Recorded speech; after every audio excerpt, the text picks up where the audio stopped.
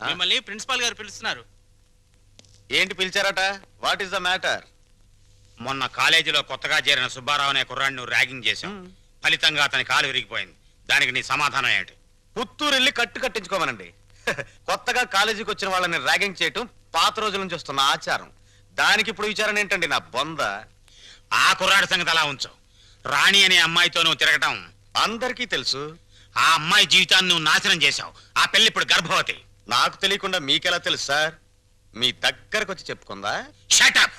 లేకపోతే ఏంటి సార్, నాలాంటి గ్లామరస్ అబ్బాయికి 10 మంది గర్ల్ ఫ్రెండ్స్ ఉండటం చాలా సహజం.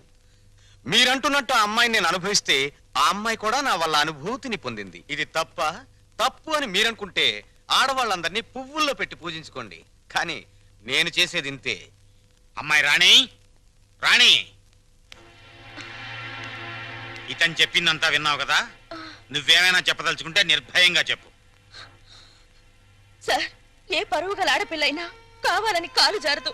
ప్రేమించిన వాడు తనే సర్వస్వాన్ని నమ్మించినప్పుడు విచక్షణ పోవచ్చు. నన్నంత నమ్మించి దుర్మార్గానికి హద్దులు ఉండవని నిరూపించాడు ఈ మహానుభావుడు. ఊరుకో అమ్మా, ఊరుకో. ఆ అమ్మాయి అభిప్రాయం నీ అభిప్రాయం తెలుసుకున్నాను. ఇంకా మీ అమ్మా నాన్నల అభిప్రాయం తెలుసుకోవాలి. తెలుసుకోవాలనుకుంటే మా ఇంటికి వెళ్ళండి. వాళ్ళు మన క్యారెక్టర్ కి యూ సర్టిఫికెట్ ఇస్తారు. అక్కర్లేదు. రఘురామయ్య గారు దయచేయండి. విన్నారా మీ అబ్బాయి మాటలు? అమ్మా, నువ్వు అమ్మాయి పక్కన నిలబడు. చెల్లి నువ్వు కూడా. రే, ఇప్పటి వరకు నువ్వు ఆడదాని గురించి మాట్లాడిన మాటలు తిరిగి ఒక్కసారి మాట్లాడు. అమ్మా చెల్లి కూడా ఆడవలేరా? మాట్లాడు. అమ్మా చెల్లి దానిలా ప్రవర్తించే మనుషులు కాదు. అవునవును. అటువంటి పవిత్రమైన ఇంట్లో దుర్వాసన కొట్టే మాటలతోనూ చేతలతోనూ నువ్వు ఒక్కడవే పుట్టుకొచ్చావు. ఆ అమ్మాయిని ఏం చేద్దాం అనుకుంటున్నావు? అది కాదు నాన్న, నేను ఆ అమ్మాయిని అనుభవించిన మాట నిజం. కానీ బ్రోతలుగా భావించి అనుభవించాను. నిజంగా ప్రేమించుంటే ఆ అమ్మాయి తల్లి ఎవరు, తండ్రి ఎవరు, సంప్రదాయం ఏంటి అని తెలుసుకున్నాను కదా. అయినా ఆఫ్టర్ ఆల్ దాని గురించి ఆలోచిస్తారేంటి నాన్న? ఆ అమ్మాయిని పెళ్లి చేసుకుంటావా లేదా? అది కాదన్నయ్య. నోరు మీరే దుర్మార్గుడా. ఆ పిల్లకి అన్యాయం చేయకన్నయ్య. ఈ పెళ్లి జరగకపోతే అందరం కలిసి నీ అంతు చూస్తాం. నీతో పాటు మేము చేస్తాం. చెప్పరా? చెప్పు చెప్పు చెప్పు. సరే, దండలు తెప్పించండి.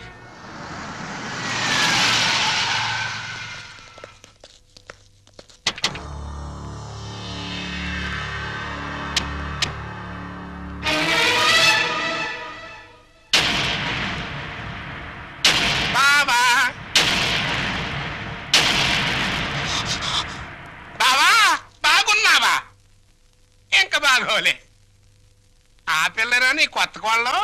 ఆ పిల్ల ఎవరో కనుక్కో చూద్దాం. నీ వేలు విడవని మేనకోళ్ళం అంటే నీ సొంత చెల్లెలు సవితికి కూతురు.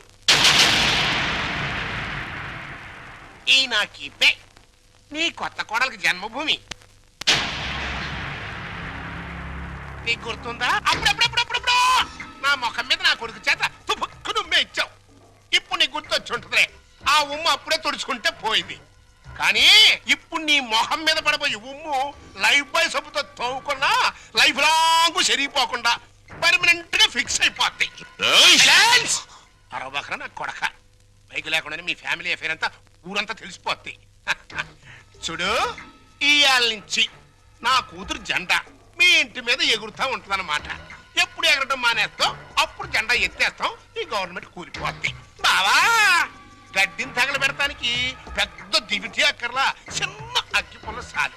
ఆ అగ్గి పుల్లే నీ కోడలు నా కూతురు అన్నమాట.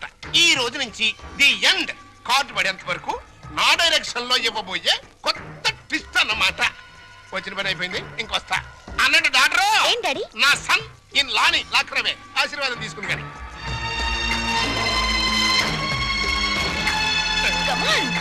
రారా సన్నిల్లా.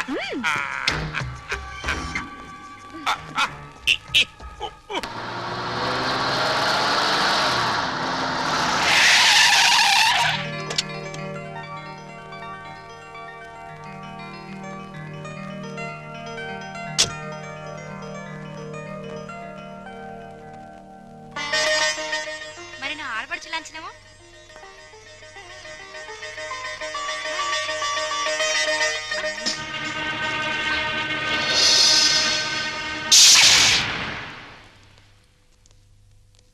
కుడికాలు లోపల పెట్టిరమ్మా.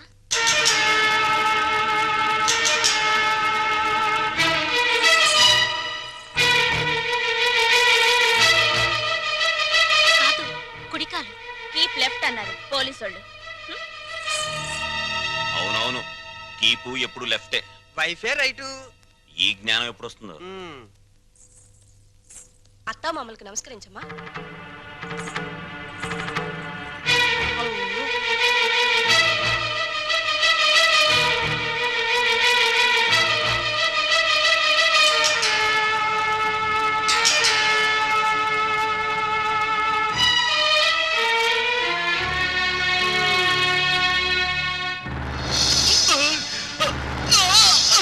రేయ్, నీకు ఈ ఇంట్లో ఎవరు అన్యాయం చేశారని మా అందరికి ఇంత ద్రోహం చేశావురా?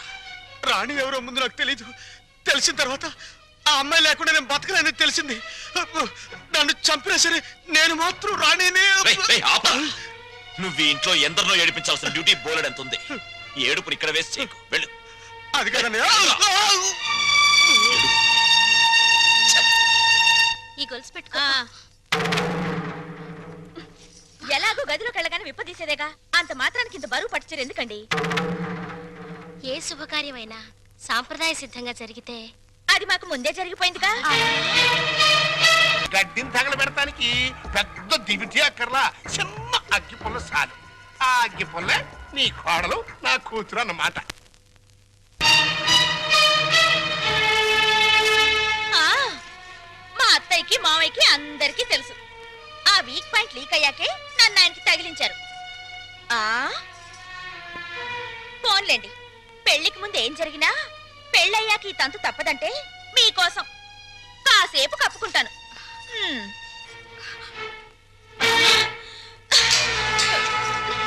ఛీ! ఏయ్, మీరందరూ పోండి. పదవిన రోలరు రథమా, పదవిన రోలరు రథమా, లారి లారి లారి లారి లారి లారి లారి లారి లారి లారి లాల రథమా. ఏమండి, పెళ్లి నాటికైనా చేరతావా దీంట్లో? పెళ్లికెళ్తూ కూడా ఈ రోలర్ మీద ఏంటి నాన్న? ఎంచక్క కారులో వెళ్ళొచ్చు కదా. ఓరి యదవా, ఇది అచ్చొచ్చిన రోలరు. 30 ఏళ్ల క్రితం మీ అమ్మని తగిలించుకోవడానికి విజయవాడ నుండి శ్రీకాకుళం వరకు ఈ రోలర్ మీదే వెళ్ళానురా.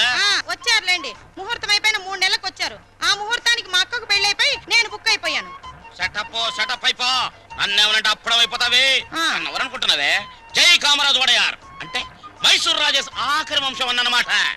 ఆ తాతలంతా ఏనుగులు ఎక్కారే. ఏనుగులు అయితే మేత బొక్కనే. ఏనుగుల మేసిన నీ రోలర్ మెయింటైన్ చేస్తున్నాను. పిచ్చిదానా. రోలరు రథమా.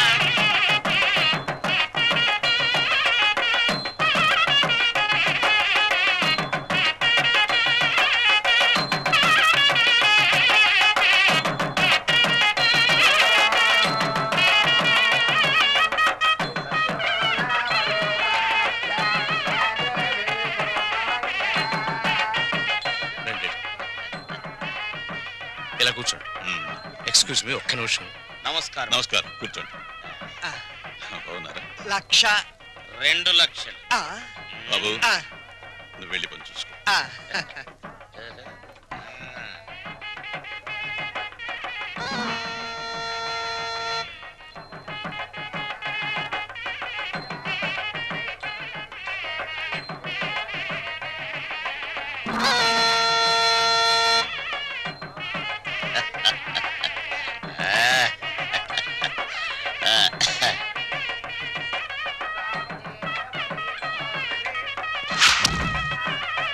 తీసుకోండి.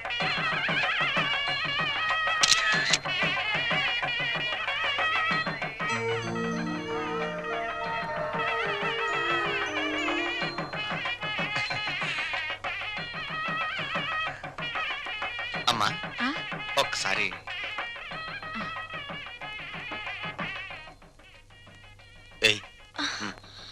అరే లేమ్మా, ఏమిటి ఏమిట్రా ఇది?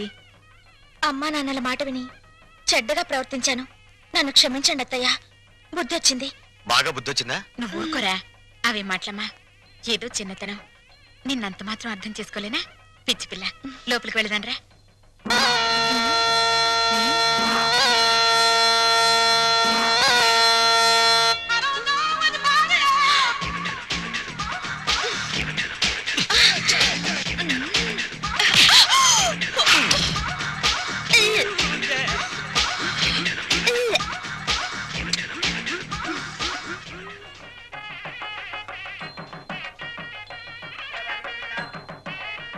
అత్తయ్య, ఏంటి ఏమైందమ్మా?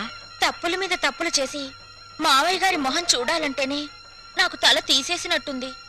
రాణి, నాకు రంగ అసలు వరుస కన్నయ్య, మరో వరుసకి బావా. ఇప్పుడు ఆయన ఏమని పిలవాలి? రంగాన్ని పిలువమ్మా. ఆహా,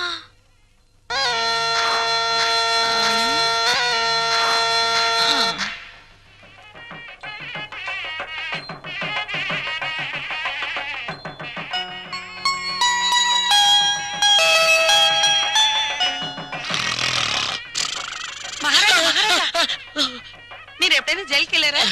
అబ్బా, ఒకే ఒక్క రోజు వెళ్ళాను. అది నా రోలర్ కింద పంది పిల్ల పడితే. అక్కడ కోడికల కొండలరావుని చూసారా? ఆయన ఎవరు? నా మొగుడు. ఆ ఈ చాలు గాని ఇంకా చూసుకోండి.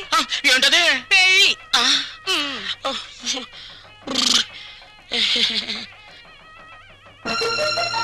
అత్తయ్య, మళ్ళీ ఏమిటమ్మా? అందరూ నా వంక మీ అబ్బాయి వంక చాలా హీనంగా చూస్తున్నారు. పరువు గల ఈ కుటుంబ గౌరవం నిలబెట్టడం కోసం మేమిద్దరం ఎటైనా వెళ్ళిపోయి బ్రతకాలనుకుంటున్నాం. అయ్యో, ఇంత చిన్న విషయానికని ఎక్కడికో పోవడం ఎందుకమ్మా? మీ మావయ్య గారితో చెప్పి డబ్బుకి ఏర్పాటు చేస్తాను. ఏదో వ్యాపారం చేసుకోండి. ఉమ్మడాస్తితో వ్యాపారం చేసి రేపు పొద్దున దివాలా తీస్తే ఆ భారం మొత్తం కుటుంబం మీద పడుతుంది. అందుకని ఇద్దరి కొడుకులకి చెందవలసిన ఆస్తి ఎవరిది వారికి పనిచేస్తే మీకే బాధరబందీ ఉండదు. దీన్ని తగలబెడటానికి పెద్ద దివిటి అక్కర్లా, చిన్న అగ్గి పుల్ల చాలు. ఆ అగ్గి పుల్లే నీ కోడలు, నా కూతురు అన్నమాట. కాదత్తయ్యా.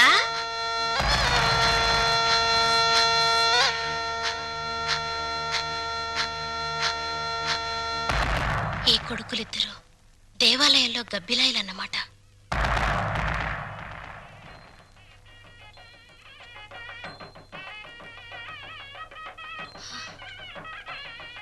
ఛ! అమ్మా, ఈ ఇంట్లో అన్ని అన్యాయాలు జరుగుతున్నాయి నాన్న. ఏమైందమ్మా? మా మరిది ఆస్తిలో వాటా కోసం ఏవేవో ఎత్తులు వేస్తున్నాడు. ఈయన వరుస కూడా పంపకం మీదనే ఉంది. అంతేనమ్మా, తల్లిదండ్రులు చూసేది పిల్లల పెంపకం, పిల్లలు చూసేది ఆస్తుల పంపకం. ఛ! మా మరిది చాప కింద నీరైతే ఈయన జేబులో తేల్లా కనిపిస్తున్నారు.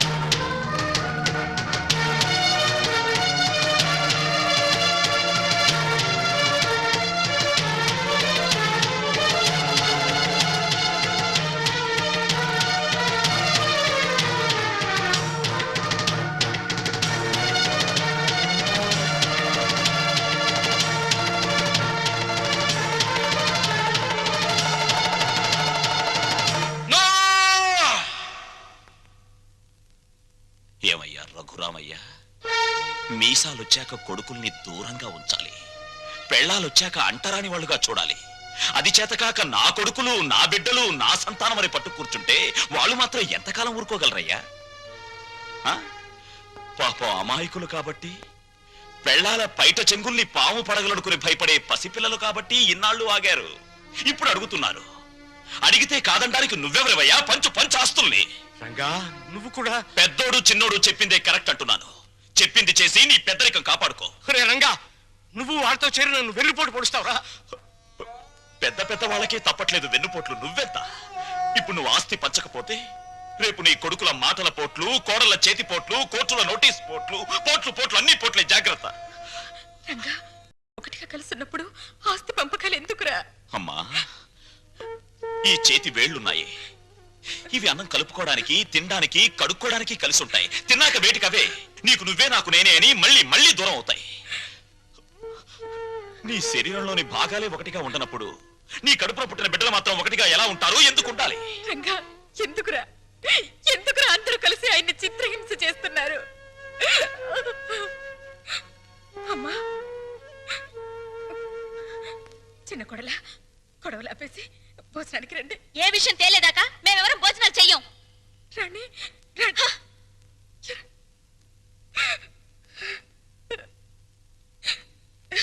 ఏమండి, ఎందుకండి ఈ పట్టుదలలు? వాళ్ళు చెప్పినట్టు చెయ్యండి, ఆస్తి పని చెయ్యండి. పెళ్ళ మాటలు వినడానికి నేను నీ కొడుకులా చావటాను కానీ. ఏమండి, వాళ్ళ మాట వినండి. మనకు పెళ్ళయ్యాక నేను అడిగే మొదటి కోరిక, చివరి కోరిక ఇదేనండి. ఆస్తి పంచలేదన్న కోపంతో రేపు నేను చచ్చాక నాకు తలకొరవ పెట్టకపోతే అది ఎంత బాధో ఆలోచించండి. మనిషిని నువ్వు మనసుని చంపుతున్నారే. వద్దు, నాకు ఈ దరిద్రం వద్దు వద్దు. అందరూ వినండి, నేను నా ఆస్తిని నా కొడుకులకి పంచుతున్నాను. నిజానికి నా ఆస్తిని 3 భాగాలు చేయాలి. 2 భాగాలు నా కొడుకులకి, 1 భాగం నాకు, నా భార్యకి. పేపర్లు తెచ్చుకోండి, ఈ ఆస్తి మొత్తం పనిచేస్తాను. కానీ ఒక్క విషయం, నా భాగం కూడా నా కొడుకులిద్దరికి దానం చేస్తున్నాను. ఎందుకో తెలుసా? వాళ్ళు ఆస్తి లేకపోతే బతకలేని చవటలు గనక.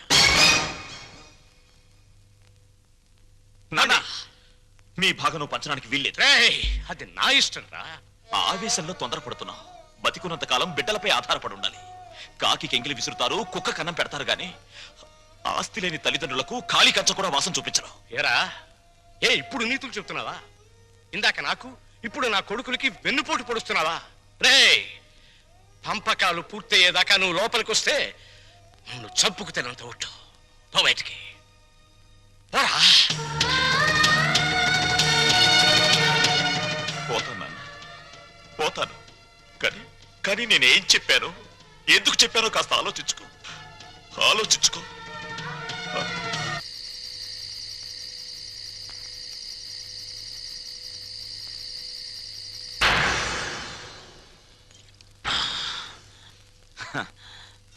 మందుకు పుట్టిన బిడ్డలు బ్రాండీ, విస్కీ, రమ్ము, జిన్ను, సారా, బీరు ఇవేవి తాగినా వచ్చేది ఒక్కటే, కిక్కు. నిషాలో, కిక్కులో, మత్తులో, తూలుడులో, పేలుడులో తేడాలు లేవు. కానీ ఒక్క తల్లి కడుపున పుట్టిన బిడ్డల్లో ఎందుకున్నాయి తేడాలు? ఎందుకొచ్చాయి తేడాలు? రఘురామయ్య ఇవన్నీ ఆలోచించాడా? నేను చెప్పిన చిప్పోని బయటికి చచ్చాక కొడుకులు కొరివి పెడితే డైరెక్ట్ గా కోరమండల్ ఎక్స్ప్రెస్ లో స్వర్గానికి వెళ్ళొచ్చని పిచ్చి ఆశతో బతికే తల్లిదండ్రులారా, మీరు బతికున్నప్పుడు మీ కొడుకులు మిమ్మల్ని కాకుల కంటే హీనంగా చూస్తారు. మీరు చచ్చాక మీకు పెట్టిన పెండాలు తినమని అదే కాకుల్ని కావ్ కావ్ కావమని పిలుస్తారు. కమంటార్. ఇంతకీ మీ ఆస్తుల పంపకం ఎలా జరిగింది? మా తమ్ముడు బిజినెస్ చేసుకుంటాను, నా వాటా నాకు ఇచ్చేయండి అంటేను మా నాన్నగారు ఉన్న డబ్బంతా మా తమ్ముడికి ఇచ్చేసి నా వాటాగా లంకంత కొంప నాకు ఇచ్చారు. చేతిలో చిల్లు గవ్వ లేకుండా అంత పెద్ద కొంప నేనేం చేసుకుంటాను చెప్పండి. అందుకని మీరు మా నాన్నగారు నన్ను ఇల్లరకం పంపించమని అడిగారు కదా. అవును. మీరు ఓకే అన్నారంటే వెంటనే మీ ఇంటికి ఇల్లరకం అల్లుడి కింద వచ్చేస్తాను. అయితే నువ్వు ఇక్కడికి ఇల్లరికం వచ్చేస్తే మీ అమ్మ నాన్న ఆ ఇంట్లోనే ఉండిపోతారన్నమాట. అది ఎలా కుదురుతుందండి? ఆ ఇల్లు నా వాటాకు వచ్చింది, నా ఇష్టం. నేను ఎవరికైనా అద్దెకిచ్చేసుకుంటాను. మా అమ్మా నాన్న వాళ్ళ దారిని వాళ్ళు పోతారు. డ్రైవర్, కారాపు దిగు. కారు దిగు.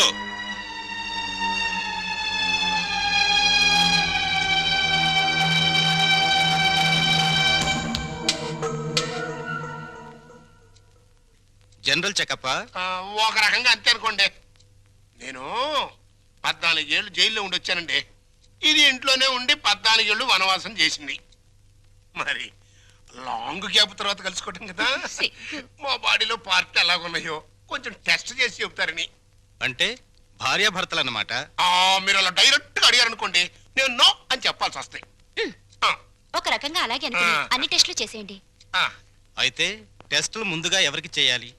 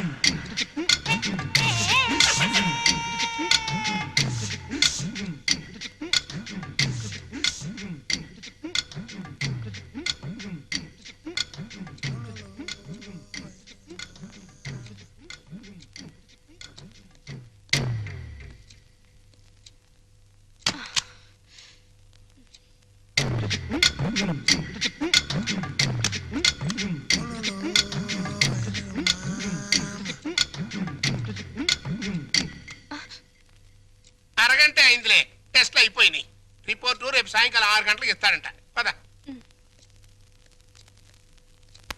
ఏంటి బర్త్డే కేక్? ఈ రోజు నా బర్త్డే అని మీకు ముందే తెలుసా? ఎన్ని తెలుసుకుంటే నువ్వు నా భార్యవయ్యావే. అక్షింతలు తీసుకుని ఆశీర్వదించండి. అయ్యో అదేంటండి, తల మీద వేసి అక్షింతలు నోట్లో వేసుకుంటున్నారు? నెత్తి మీద కిరీటంతో రావాల్సిన దానివి తోలు చెప్పులతో వచ్చావు.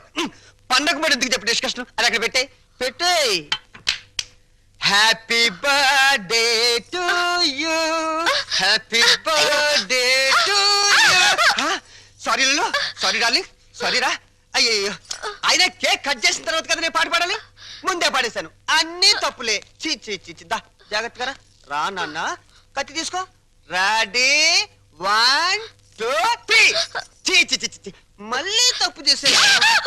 పీకలు కట్ చేయవలసిన కత్తితో కేకులు కట్ చేస్తే చండాలంగా ఉంటుంది, వెరైటీగా ఉంటుంది. నోరు తెరవమ్మా, నోట్లో పెడతాను. సారీరా, సారీ. అవును, నీ పుట్టినరోజని మీ నాన్నకు తెలుసా? తెలుసు. తెలుసు, నీ పుట్టినరోజని తెలుసు, కానీ మన ఇద్దరికి బట్టలు పంపించాలని తెలీదు. నీకు గిఫ్ట్ గా కిలో బంగారం పంపించాలని తెలీదు. నాకు సంచి నిండా డబ్బులు పంపించాలని తెలీదు. ఫు, ఛీ! వాడికి డబ్బు మాత్రం పెరిగింది, బుద్ధి మాత్రం పెరగలేదు. లేదు. ఆహా, కారు హారను, మహారాజశ్రీ మా మామగారి car horn. AR Rahman music లా ఎంత కమ్మగా ఉంది. లల్లు లల్లు త్వరగా పదవే, మీ నాన్న మనకి గిఫ్ట్ పంపించుంటున్నాడు. పద పద పద పద. అమ్మాయి గారు, నాన్నగారు మీ బర్త్డేకి బహుమానం ఇచ్చిరామన్నారమ్మా. ఈ గోల్డ్ కార్ లో పంపించి మిగతా ఎన్ని లారీల్లో పంపిస్తున్నాడా? లేదండి, ఇది ఒక్కటే. ఒక్కటే పంపించాడు. పోరా పోరా. ఛీ! ఇదేంటి కదులుతోంది? కారు బాంబు టైపులో మీ బాబు ఏమన్నా పార్సిల్ బాంబు పంపాడా? విప్పు విప్పు.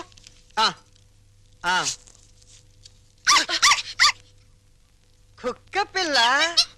ఓ, వెరైటీగా ఉంటుందని నీ బాబు స్మగ్లర్ టైప్ లోని దీని పట్ల బంగారం పంపించుంటాడే. కసక్ బంగారం బయట